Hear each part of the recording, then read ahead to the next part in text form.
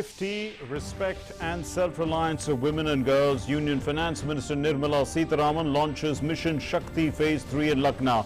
The Finance Minister issues securitization-based loan of 5,100 crore rupees by Punjab National Bank for Ganga Expressway.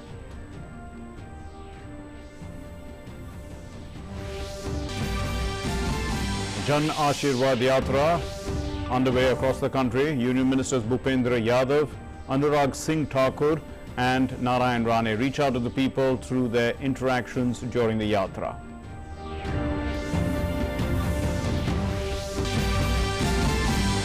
A big success for security forces in Jammu and Kashmir and Avantipora.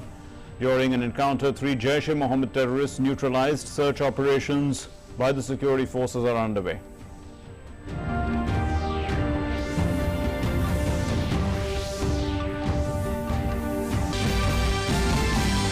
Vaccine for children above 12 years of age becomes a reality as the indigenous vaccine developed by Zydus Cadila is granted emergency approval. It is also the world's first DNA-based COVID vaccines. Supply of the vaccines to start in mid-September and the vaccine production to be scaled up to 1 crore a month from October at a new production plant. The atmosphere of fear, chaos and terror continues to prevail in Afghanistan as the Taliban tries to consolidate its hold. Also reports of massacre of minorities from several places, but the Taliban also faces some resistance by people and opposing forces. 3 districts are reportedly freed from the Taliban. The festival of New Harvest, Onam, is being celebrated with traditional fervor and gaiety. Several special programs are being held in Kerala. The President Nath, Govind and Prime Minister Narendra Modi wish the people on the occasion.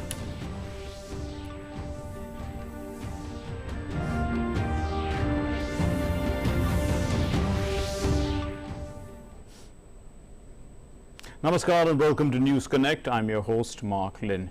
Our top story: for the safety, respect and self-reliance of women and girls, the Union Finance Minister Nirmala Sitharaman, she launched Mission Shakti Phase 3 in Lucknow.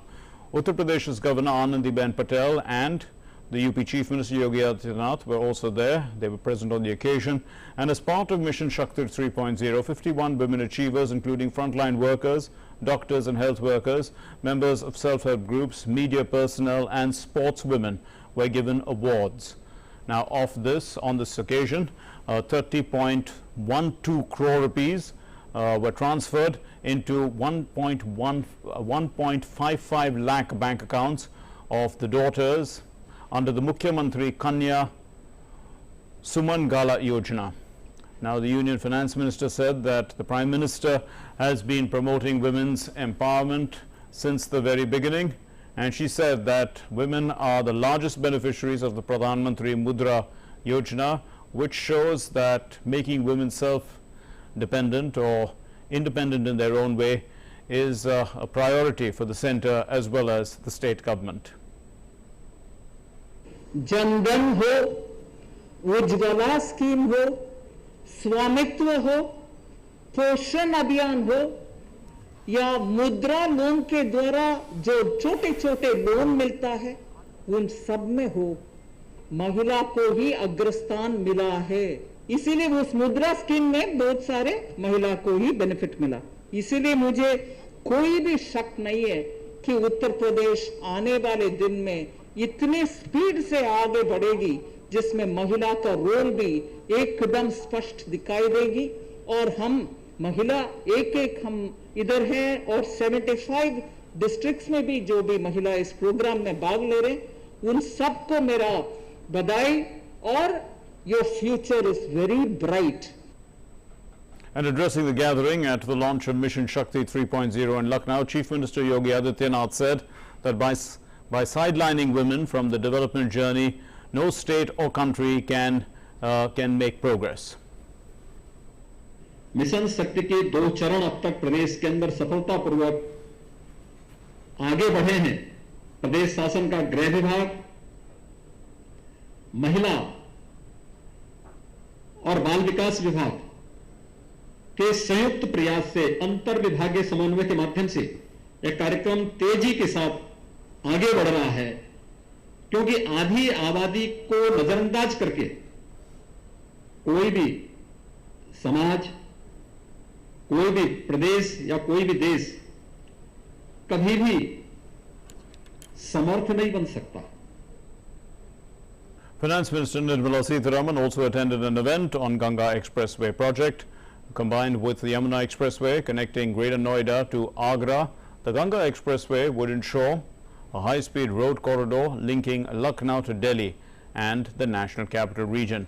The project involves the construction of a new greenfield road of 302 kilometers length, passing through 10 districts of the state. These are Agra, Firozabad, Mainpuri, Etawah, Auria, Kannauj, Kanpur Nagar, Unnao, Hardoi and Lucknow. And this amount is 5,100 crore rupees under the securitization process, and it will be repaid to the bank within a period of 15 years from the toll that will be received at the Agra-Lucknow Expressway. So during this period of loan repayment, the expressway would continue to be owned and operated by UPEIDA. आने वाले दिन में ये expressway बनाने के बाद उस expressway में इस डेस्टिनेशन से उस तक जाने का सिर्फ विषय नहीं है, दोनों साइड पर बिजनेसेस भी चलेंगे, ये वन डिस्ट्रिक्ट वन प्रोडक्ट का भी और ये नोवल डिफेंस कॉरिडोर का भी, और जहां मैं विदाउट एग्जैजरेशन बोलता हूं पिछले 60 साल में 70 इयर्स में जितना धीरे धीरे धीरे दशकों से होने वाले इंफ्रास्ट्रक्चर को पिछले 4-5 साल में ही बनाकर दिखाने के लिए एक साहस उत्तर प्रदेश दिखा रही है। गंगा एक्सप्रेसवे प्रदेश की इकोनॉमी की बैकबोन बनने जा रही है।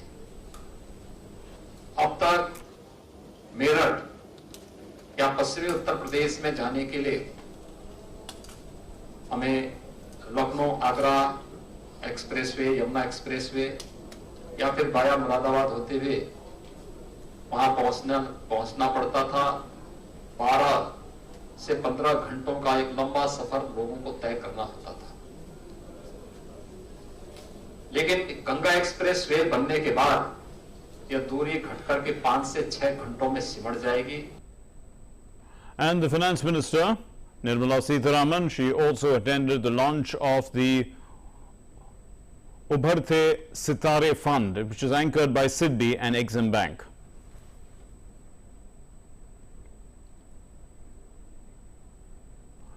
The BJP President JP Nadda is visiting Uttarakhand. Nadda today took part in the Sainik Samman program, and he talked to ex-servicemen. Addressing that program, the BJP President said that under the leadership of Prime Minister Narendra Modi, the armed forces have got a boost with unprecedented increase in military budget of the country.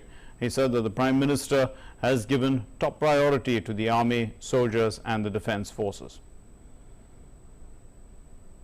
Modi ji के नेतृत्व में देश सुरक्षित है, मजबूत है और तीव्र गति से बढ़ने के लिए आतुर है। बहुत से लोग कहते थे डिफेंस के बारे में, डिफेंस की चिंता करनी चाहिए, डिफेंस की चिंता करनी चाहिए, लेकिन डिफेंस के बजट के बारे में किसी ने सोचा था क्या?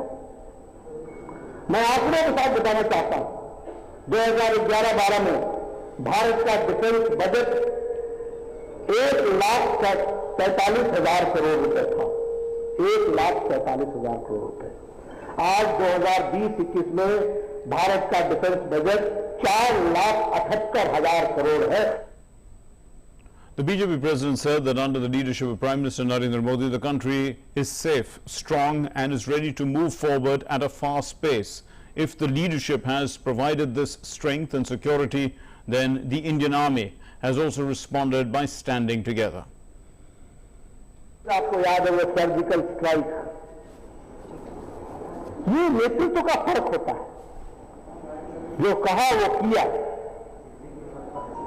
और दुनिया में ये संदेश कि न किसी से आंख झुका के बात करेंगे, न आंख चढ़ा करके बात करेंगे, आंखों में आंखें मिला करके बात करेंगे, इस बात का संदेश किया।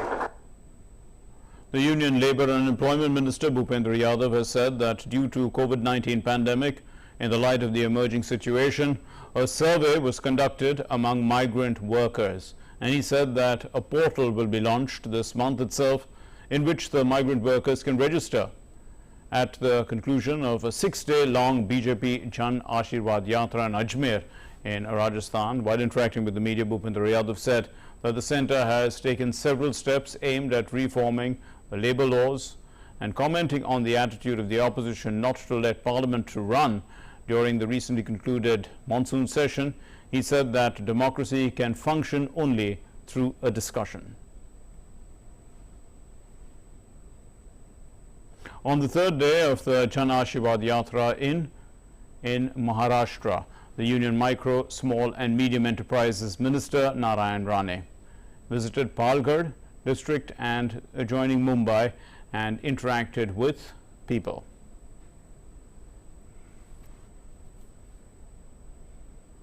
The Union Railways Minister Ashwini Vaishnav continued his Jan Ashirwad Yatra in Odisha, and he visited a temple in Koraput in Odisha.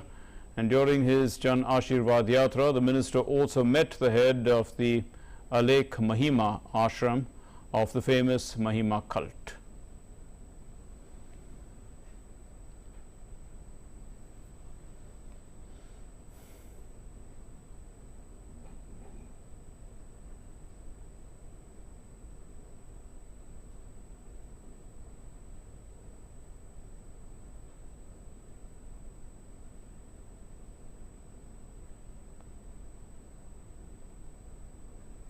The Union Information and Broadcasting Minister Anurag Singh Thakur held a press conference in Himachal Pradesh's Mandi, and this is part of the Jan Ashirwad Yatra.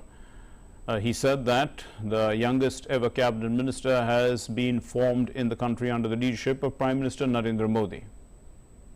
प्रधानमंत्री के नए मंत्रिमंडल का परिचय तक नहीं करवाने दिया, क्योंकि उस मंत्रिमंडल में 28 मंत्री ओबीसी वर्ग के थे, 12 मंत्री अनुसूचित जाति वर्ग से थे, 8 मंत्री अनुसूचित जनजाति वर्ग से थे, 5 अल्पसंख्यक समाज से थे और 11 महिलाएं। तो कुल मिलाकर आज तक का सबसे युवा मंत्रिमंडल कहीं पर बना तो नरेंद्र मोदी जी की सरकार ने बनाया। शायद यही कांग्रेस को पसंद नहीं आ रहा था कि समाज के सभी वर्गों को कैसे यहां पर प्रतिनिधित्व मिला है। And the INB minister also said that Himachal Pradesh is getting the benefit of a double-engine government, one run by Prime Minister Narendra Modi at the centre and the other by Jai Ram Thakur in the state. इस तरह से केंद्र में मोदी जी ने और प्रदेश में जयराम जी ने शानदार काम किया है, जिसके चलते जनता का आशीर्वाद पहले से कई गुना ज्यादा मिल रहा है। डबल इंजन की सरकार, उसका लाभ हिमाचल प्रदेश को देखने को मिला। दोनों सरकारों के माध्यम से हर क्षेत्र में उस स्कीम को एम्प्लीफाई करने का काम किया गया है ताकि जन जन तक उसका लाभ पहुंच सके। Anurag Thakur stated that under the PM Kisan Samman Nidhi Yojana 1.5 lakh crore rupees have been disbursed. एक बड़ा बदलाव सोच में लेकर आए।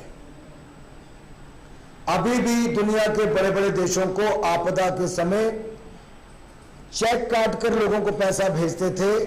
मोदी जी यहां से एक बटन दबाते हैं, 9.25 करोड़ किसानों को 2-2 हजार की किस्त उनके खाते में पहुंच जाती है। किसानों को 1.5 लाख करोड़ रुपया पीएम किसान सम्मान निधि से हम अब तक दे चुके हैं। एमएसपी खरीद का मूल्य हमने बढ़ा दिया है, एमएसपी खरीद को हमने बढ़ा दिया है, हमने दाम भी बढ़ाए, खरीद भी बढ़ाई। The minister added that Doordarshan is broadcasting news throughout the world through DD India.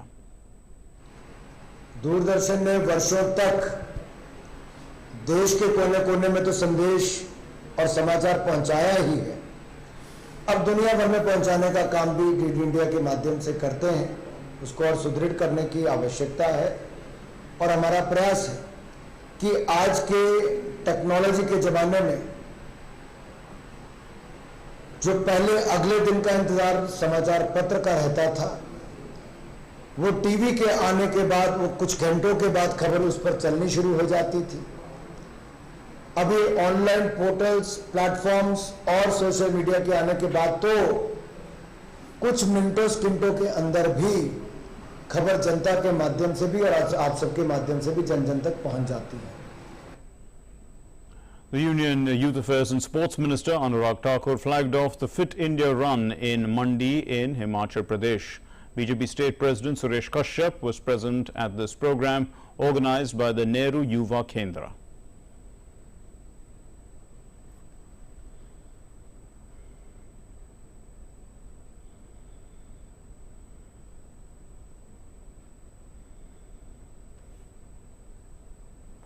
News from the Union Territory of Jammu and Kashmir. In an encounter with security forces, 3 Jaish-e-Mohammed terrorists were killed, and security forces had taken up in this encounter in the upper reaches of Nag-Beren forest. This is in Avantipura area of Pulwama district. This happened this morning. Police said a joint team of police, army and CRPF had launched a cordon and search operation based on some intelligence input about the presence of terrorists in the area. As the security forces approached the suspected spot, the terrorists who were hiding over there fired upon them, and this resulted in a gunfight. And this also, in the ensuing gunfight, the 3 terrorists were killed.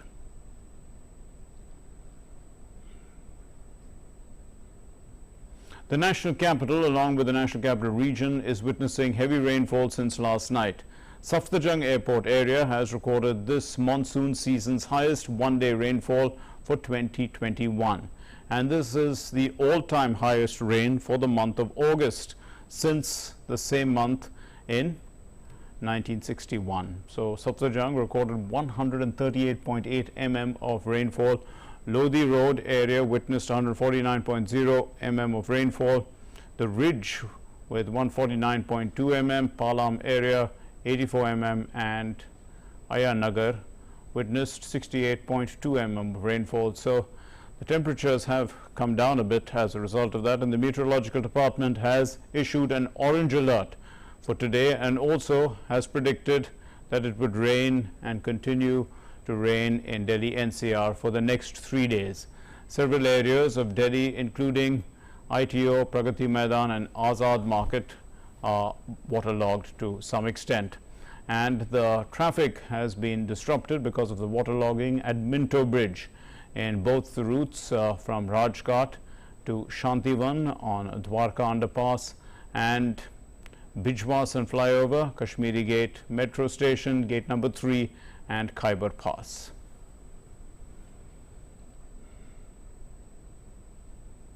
Let's take a look at the latest figures of COVID-19 from across the country. 57.61 crore vaccine doses have been administered so far under the nationwide vaccination drive. 34,457 new cases were reported in the last 24 hours. The active cases account now for 1.12% of the total cases, which is the lowest since March of 2020. And India's active caseload now stands at 3,61,340, and that's the lowest in 151 days. Also, the recovery rate has increased to 97.54%, and this is the highest since March of 2020. 36,347 recoveries in the last 24 hours. The total recoveries have increased to 3,15,97,982, and the weekly positivity rate is 1.98%, and that is less than 3% now for 57 days. The daily positivity rate is at 2%, less than 3% for 26 days. 50.45 crore total tests have been conducted so far.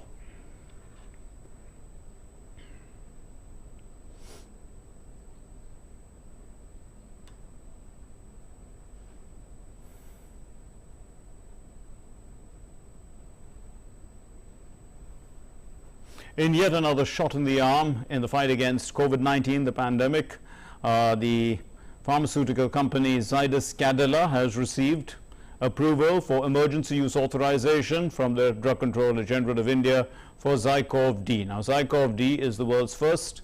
It's India's indigenously developed DNA-based vaccine for COVID-19, and it's administered in humans, including children and adults 12 years and above. It's developed in partnership with the Department of Biotechnology under the Mission COVID Suraksha. It's implemented by the Biotechnology Industry Research Assistance Council. Zycov-D has been supported under COVID-19 Research Consortia through the National Biopharma Mission for preclinical studies, phase 1 and phase 2 clinical trials, and under the Mission COVID Suraksha for phase 3 clinical trials. The supply of the vaccines to start in mid-September, and the vaccine production will be scaled up. This is to 1 crore a month from October at a new production plant.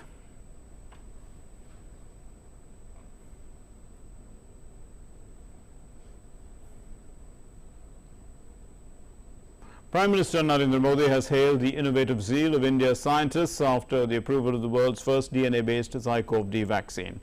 The Prime Minister in a tweet said that India is fighting COVID-19 with full vigor. The approval for the world's first DNA-based Zycov-D vaccine of Zydus Universe is a testimony to the innovative zeal of India's scientists, a momentous feat indeed.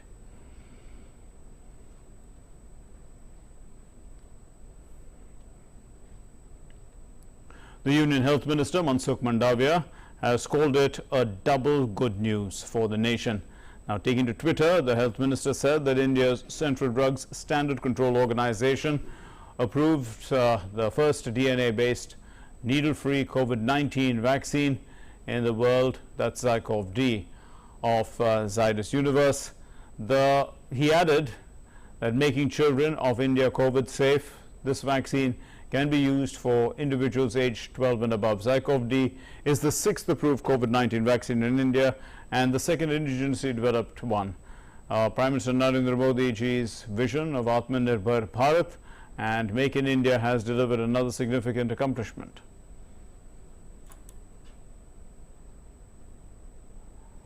In Uttar Pradesh, the state government has decided to lift weekend lockdown on Sundays following a decline in the number of fresh cases of COVID-19. However, the weekly curb in markets will remain in place. The Sunday lockdown in the state has already been lifted last week. Shopkeepers and customers will have to strictly adhere to COVID behavior, that's COVID appropriate behavior, and according to an order by the state government, night curfew will continue from 10 p.m. to 6 a.m.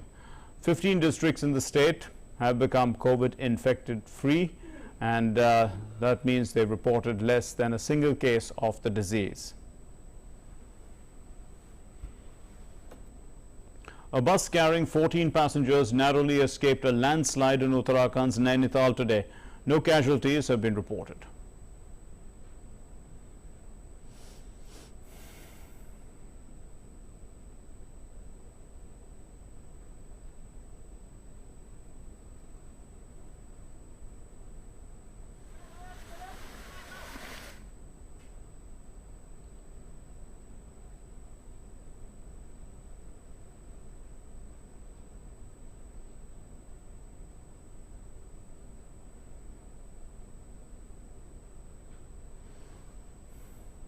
Onam, the harvest festival of Kerala, is being celebrated today.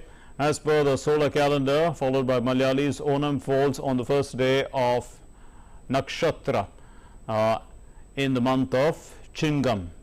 The pious festival celebrates the appearance of Lord Vishnu's avatar, Vamana, and the subsequent homecoming of the Emperor Mahabali. This year, the celebrations may not be as grand due to the ongoing pandemic situation. In such times, virtual meetings and video conferencing are the best way to exchange wishes and greetings on the day.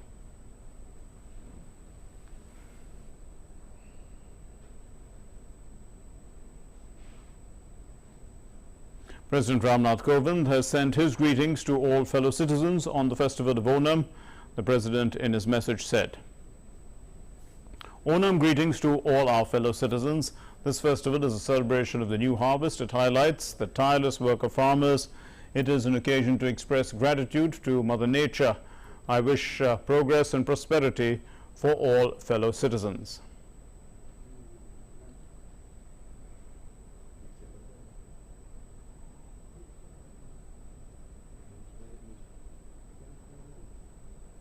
The Vice President too extended greetings to people of Kerala. In a tweet, the Vice President said, "It marks the beginning of harvest season in various parts of our country. Onam also honors the memory of great King Mahabali of Kerala, who is celebrated for his nobility and generosity. May the vibrant festival bring in peace, prosperity and happiness for all." And Prime Minister Narendra Modi has given his best wishes on the occasion of Onam. He tweeted, and I quote, "Onam is a festival associated with positivity, vibrancy, brotherhood and harmony." He also prayed for everyone's good health and well-being.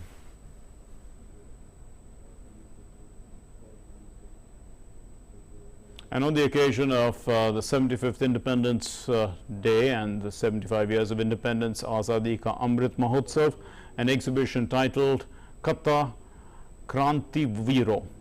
This is on display at Rabindra Bhavan in New Delhi, and the Union Minister of State for Culture, Meenakshi Lekhi, awarded artists who have made creations during the exhibition on Saturday. ऐसी जो कृति है वो देखने को मिली कि मन को छूने वाली और साथ ही जो अमृत महोत्सव का भाव जगाने का प्रयास प्रधानमंत्री जी ने किया है, वो भाव की जो बीज हैं उन बीजों को प्रफुल्लित करने का काम इन सब आर्टिस्ट भाई बहनों ने किया है। India's glorious fight for freedom is one of the greatest struggles the modern world has ever witnessed. DD India brings you a glimpse of the valiant struggle every day. In today's episode, we talk about freedom fighters named Sahodaran Ayyappan, P. Jivantam, and also we'll talk about the August offer of the British.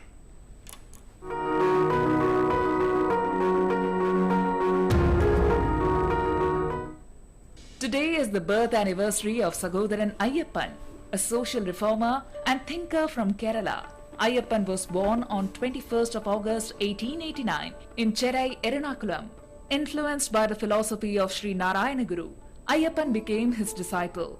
A staunch rationalist, he launched a magazine titled Yuktivad in 1928 to propagate his thoughts of freedom, equality and brotherhood. What can be called a milestone in Kerala's Renaissance movement is the Mishra Bhojanam, in which people of all castes had dinner together. Ayyappan got the prefix Sahodaran to his name after he started a journal titled Sahodaran to help promote harmony in the society. He breathed his last on the 6th of March 1968. The legacy left behind by Sahodaran will remain etched in the history of Kerala's socio-cultural renaissance.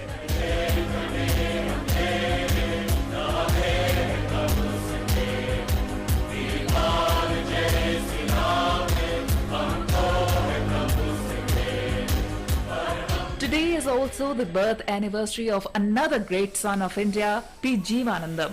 He was born on 21st of August 1907 in the present-day Kanyakumari district of Tamil Nadu. He was not only a freedom fighter and a socio-political leader, but was also a cultural theoretician, excellent orator, journalist and critic, and above all, a relentless fighter for the deprived, a politician with a clean record in public life who lived and died in utter poverty. Jivanantham started his political life as a Gandhian. In 1924, he participated in the Vaikam Satyagraha. He also participated in a protest demanding entry for so-called untouchables into the Suchindram temple. Later, during his stay in an ashram in Siruvayal, he had written a letter to Gandhi, disagreeing with some of his methods. When Gandhi came to Madras, he had this letter in his pocket and wanted to meet Jiva. He told Rajaji that he would like to go to the ashram where he resided and meet him. When Gandhi went to Shiruvayal ashram and asked for Jiva, the Mahatma was surprised to meet the 25-year-old Jiva. His patriotism took him to the national movement. His revulsion towards caste-based discrimination led him to the self-respect movement. One of his major influences was the works of the Tamil poet Subramanya Bharati and also Bharati's persona and simple lifestyle. He was well versed in Tamil literature and was a good orator. Jiva translated Bhagat Singh's classic essays into Tamil. Jivanandam was in the forefront of efforts to build a strong labour movement in Tamil Nadu. In the first general elections in post-independence India, Jiva became an MLA and worked for the development of Tamil Nadu.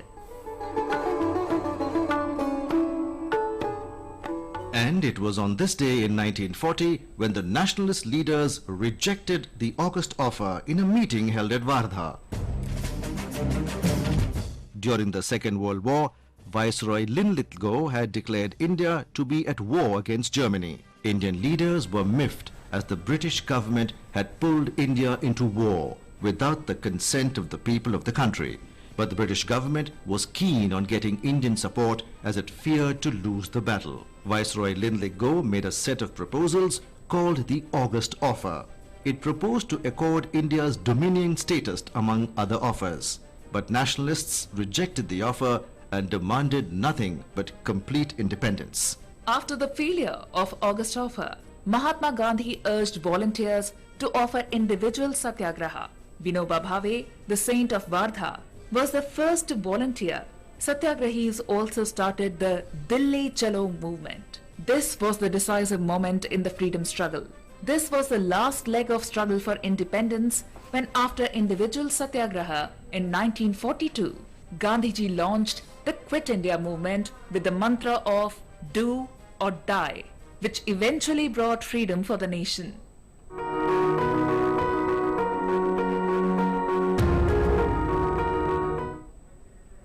Well, after the Taliban's taking over of Afghanistan, the number of protests are increasing against them. Now, according to the Afghan news agencies, 3 districts have been liberated from the Taliban from Taliban control under the leadership of the anti-Taliban commander Abdul Hamid. So, videos released by Afghanistan's biggest news agency, Pazwak, also showed locals raising slogans of joy by hoisting the national flag after the liberation of these 3 districts. Now, on the other hand, an atmosphere of panic, chaos and fear continues as the Taliban is trying to consolidate its control over the country. Meanwhile, fear among the people has increased after the recent reports of genocide of minorities by the Taliban. An international human rights organization quoted eyewitnesses as saying that the Taliban are persecuting the Hazara community. The Taliban killed 9,000 people brutally in a village after capturing Ghazni province, according to reports.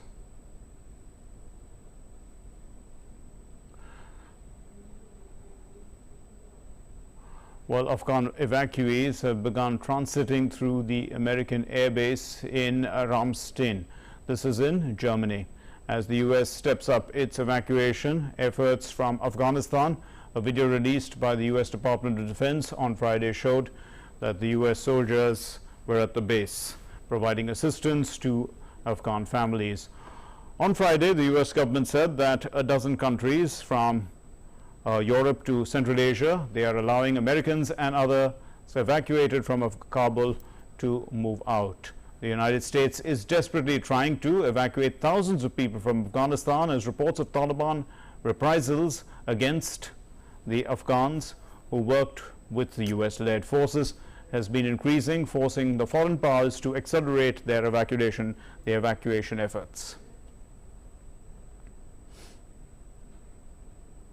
Reports of the Taliban targeting journalists and their families in Afghanistan, these reports too are coming to the fore, and several international organizations have called out the Taliban for their act of intimidating journalists, and one such organization is Reporters Without Borders, and they've denounced the Taliban.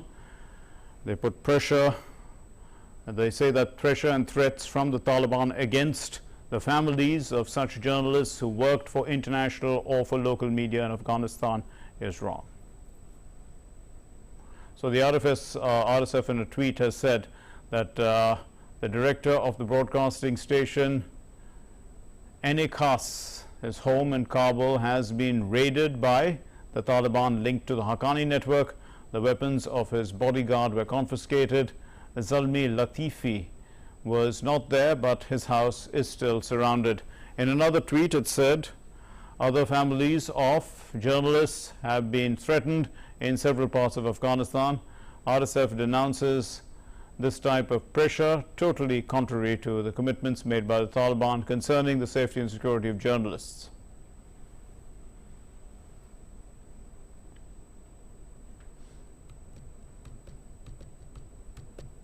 Well, the U.S. President Joe Biden has said that the United States is committed to evacuating all Afghans who have assisted in the war effort. Addressing a White House news conference, Joe Biden said that the U.S. has already evacuated more than 18,000 people since July and approximately 13,000 from Kabul since the military airlift began on August 14. He added that this evacuation mission is dangerous, it involves risks to the armed forces and is also being conducted under difficult circumstances. He said that this is one of the largest and most difficult airlifts in history. This is one of the largest, most difficult airlifts in history. And the only country in the world capable of projecting this much power on the far side of the world with this degree of precision is the United States of America. We've already evacuated more than 18,000 people since July and approximately 13,000 since our military airlift began on August the 14th. Thousands more have been evacuated on private charter flights facilitated by the U.S. government. These numbers include American citizens and permanent residents, as well as their families. It includes SIV applicants and their families, those Afghans who have worked alongside us, served alongside of us, gone into combat with us, and provided invaluable assistance to us, such as translators and interpreters. The United States stands by its commitment that we've made to these people, and includes other vulnerable Afghans, such as women leaders and journalists. Joe Biden also said that the U.S. has secured the airports, and he said that enabling flights have resumed. He also said that the U.S. has almost 6,000 troops on the ground providing runway security, and the Mountain Division is standing guard around the airport. Since I spoke to you on Monday, we've made significant progress. We've secured the airport, enabling flights to resume. Not just military flights, but civilian charters and from other countries, and the NGOs taking out civilians and vulnerable Afghanis. And now we have almost 6,000 troops on the ground, including the 82nd Airborne, providing runway security, the Army 10th Mountain Division standing guard around the airport, and the 24th Marine Expeditionary Unit assisting the civilian departure. Well, the U.S. President also said that the G7 meet will be held next week, and that will coordinate approach towards, they'll have a coordinated approach towards Afghanistan.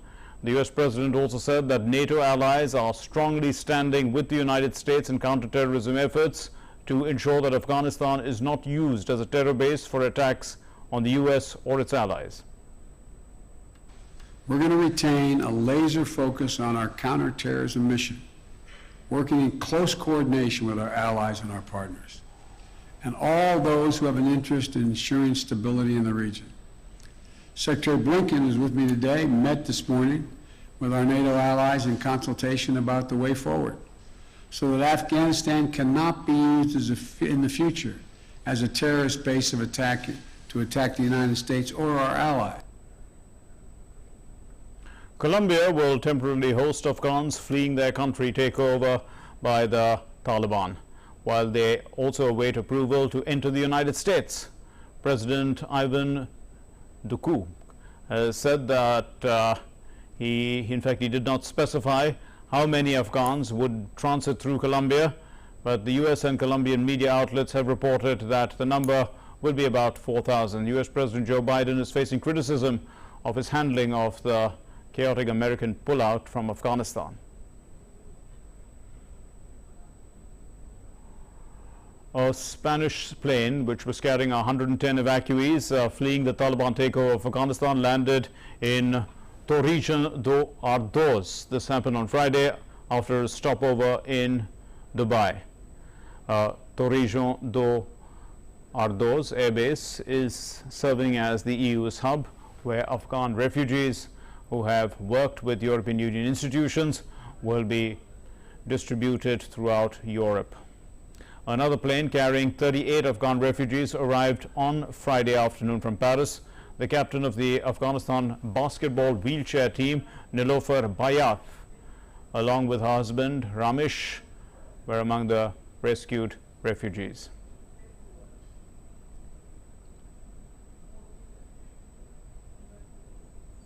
Greece said on Friday that it had completed a 40-kilometer fence on its natural border with Turkey, and a new surveillance system was in place. This is amid concerns that the Taliban has taken over Afghanistan, and that could lead to an increase of migration flows into Europe.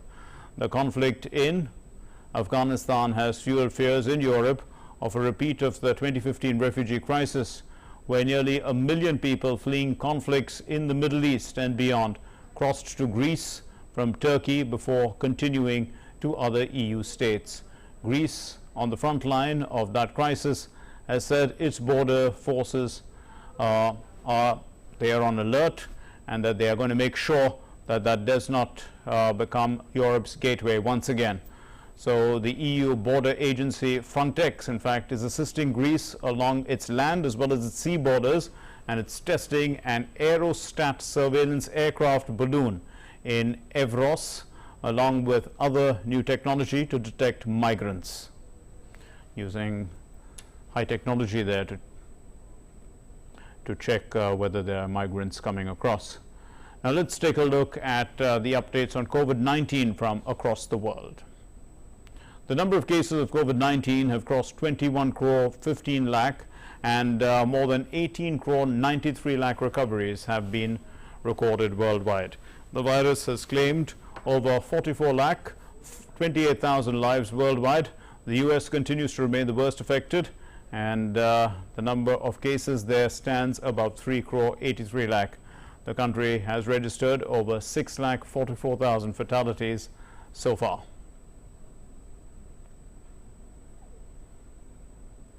And New Zealand recorded 21 new cases of COVID-19 on Saturday. The Prime Minister Jacinda Ardern warned that the number could go up in the next few days, and she urged the Pacific nation to adhere to lockdown rules. The infections in the community outbreak of the highly transmissible Delta variant now total 51.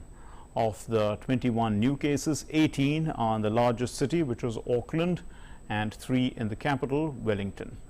Ardern on Friday extended the lockdown for the country of 5.1 million until midnight of Tuesday. This is as the outbreak is widened beyond the 2 key cities. New Zealand's outbreak has been linked to a traveller from Sydney, the capital of New South Wales. New Zealanders had been living virus-free, in fact, and without curbs until Ardern on Tuesday ordered what was initially a 3-day nationwide lockdown and a 7-day shutdown for Auckland after the discovery of the first case since February. Now in Sri Lanka, 10 days of lockdown have been imposed as the COVID-19 pandemic ravages across the country. Several restrictions were already in place, with schools, gyms and swimming pools closed, and weddings and musical halls and shows banned. So authorities there have imposed a night curfew. This is from Monday, and they've restricted the movement from 10 p.m. until 4 a.m. every day. Hospitals in the country, which has 32 million people, are overflowing with COVID-19 patients as the highly transmissible Delta variant, as we said, is surging through these areas and the population there. Sri Lanka has recorded over 37,69,000 cases of COVID-19 with more than 6,700 fatalities.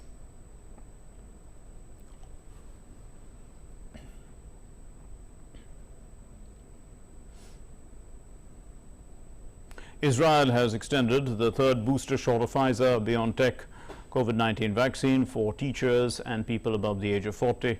More than 1 million of Israel's 9.3 million population has since received a third shot, which an Israeli healthcare provider said was 86% effective in preventing infection. Israel has registered more than 9,78,000 cases of COVID-19 with over 6,700 fatalities so far.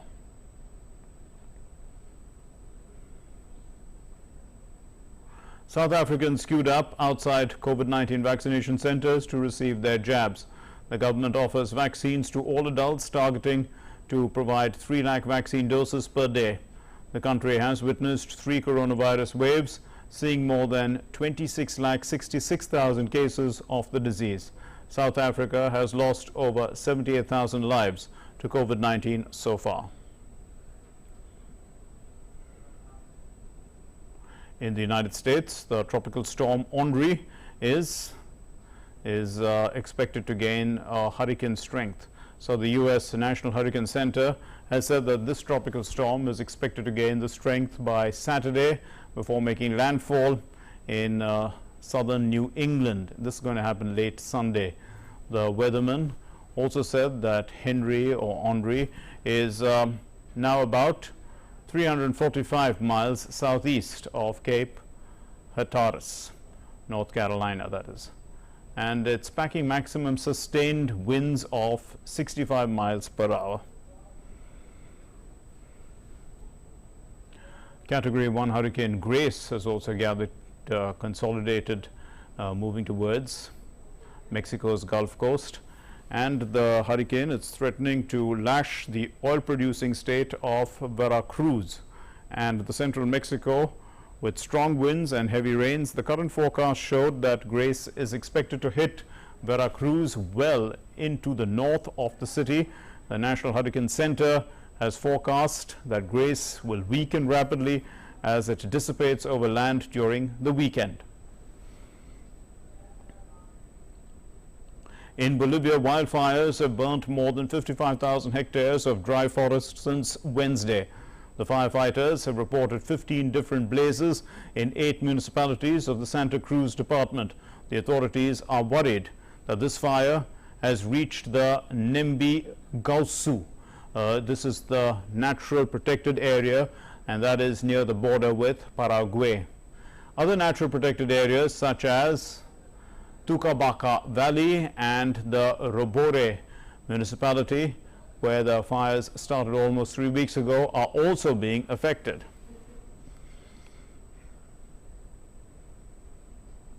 Some heart-wrenching news now from the continent of Africa. Young people living in the Central African Republic of Chad, Nigeria, Guinea and Guinea-Bissau, they are most at risk of the impact of climate change, threatening their health, education, protection, and exposing them to deadly diseases.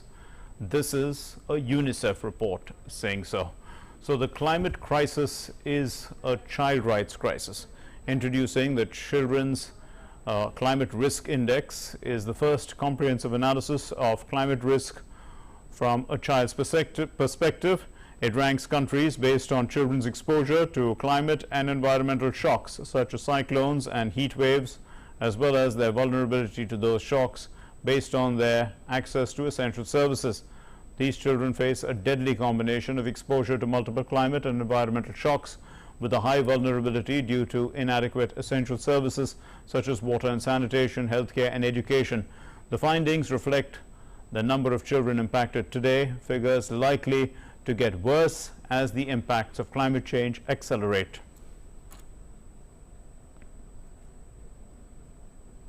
Let's get you some sports news now. India collected 2 more silver medals at the World Junior Wrestling Championships on Friday. Sanju was beaten 10-0 by home wrestler Alina Kasabayeva in the women's 62 kg summit clash. Following Sanju's passive approach, Alina employed 2 leg attacks to amass points comfortably and win the bout on the basis of a technical superiority in the first period.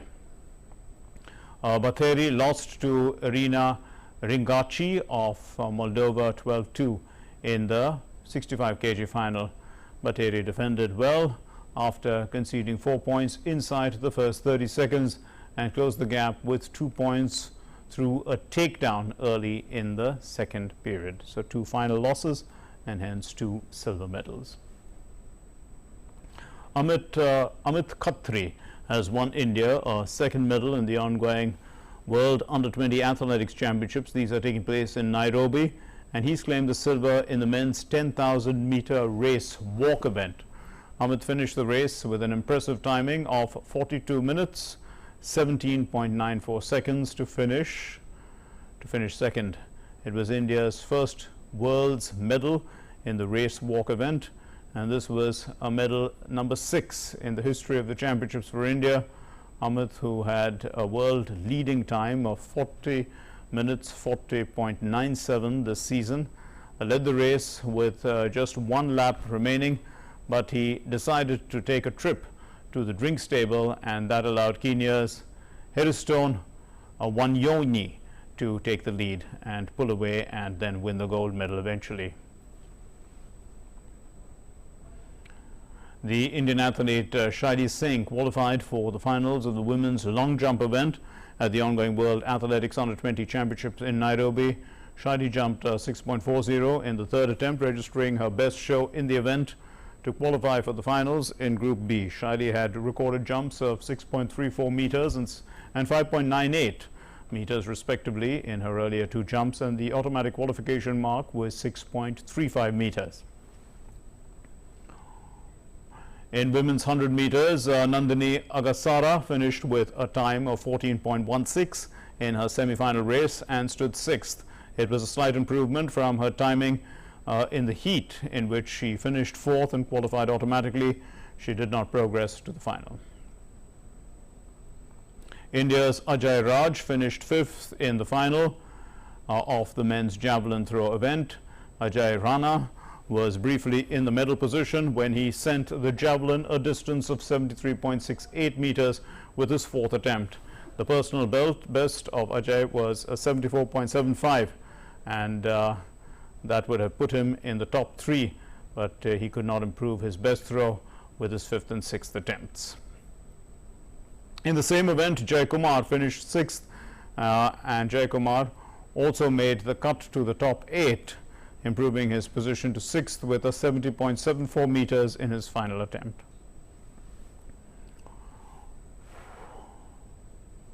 Let's look at the Paralympics now. The Tokyo Paralympics is all set to kickstart from the 24th of August. India has created history at the recently concluded Tokyo Olympics and is all set now to etch its name once again with its strongest and largest contingent to the Tokyo Paralympics 2020. And Mariyappan Thangavelu will be the flag bearer at the opening ceremony, and the first batch has already reached Tokyo for the Paralympic Games. This and more in this report on the Tokyo Paralympics.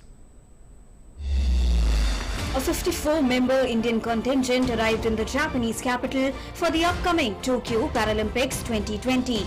Competing in 9 disciplines, the Indian team comprises of Devendra Jhajaria, seeking his 3rd Paralympics gold in the F46 javelin throw category, Mariyappan Thangavelu, who won a gold in the last edition in Rio in the T63 high jump category.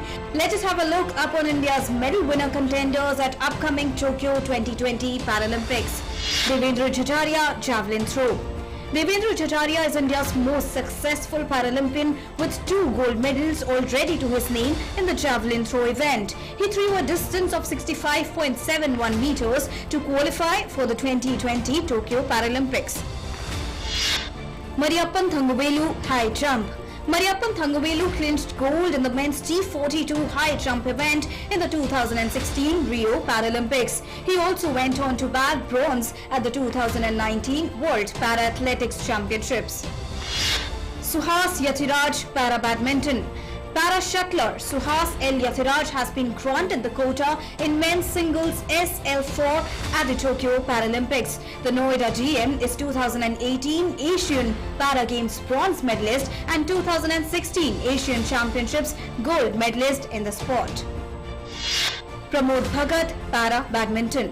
The Arjun Awardee and world number 1 names to make history with a podium finish at the Tokyo Paralympics. He is the current world number 1 in the men's singles SL3 category. In 2019, Pramod bagged 2 gold and 1 silver medal at the IWAS World Games. He also won a gold and a bronze at the 2018 Asian Para Games. With most Indian para shuttlers ranked within top 5, the contingent is expected to bring back multiple medals. Singh Rajadhana, para shooter. The World Cup gold medalist will look to continue his fine form and clinch gold for India at the Tokyo Paralympics. Singh Raj heads into the Tokyo Paralympics with a chip on his shoulder and in form as he looks to topple some of the world's best on the way to gaining glory and the gold for country. If he manages to keep up his confidence, grit and determination, there is no stopping him from bagging the gold as he can pull off the biggest of surprises. Sports Desk, DD India.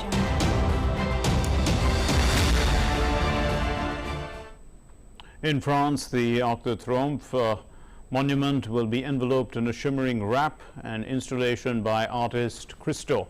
The 50-meter high 19th century arc is set up for the silvery blue recyclable plastic wrapping, which will be on view.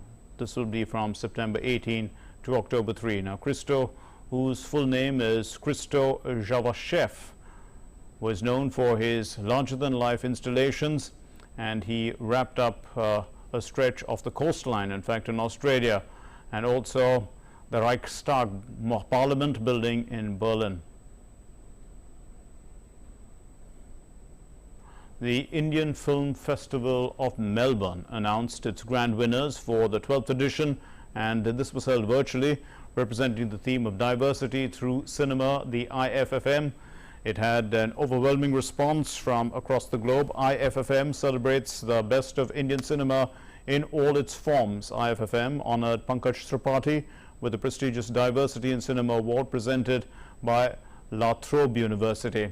Additionally, Surarai Potru walked away with the best feature film, and Suraya won the best actor award. This is for the same film. Vidya Balan won the best actress for her widely acclaimed film Shedni, and Mirzapur was given the best series award.